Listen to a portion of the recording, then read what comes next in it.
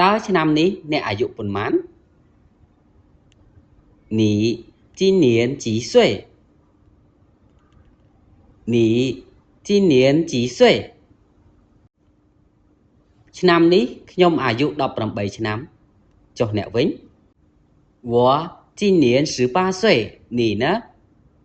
我今年18岁你呢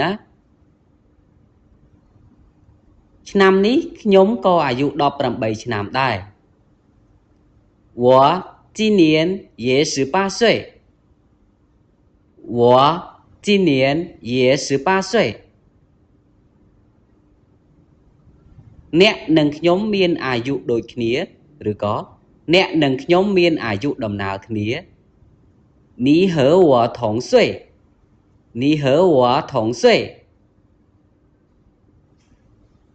តើពួកយើងអាចធ្វើជាមិត្តភក្តិបានទេ我们可以做朋友吗我们可以做朋友吗ប្រកាសជាបានពួកយើងជាមិត្តភក្តិល្អ当然可以我们是好朋友当然可以我们是好朋友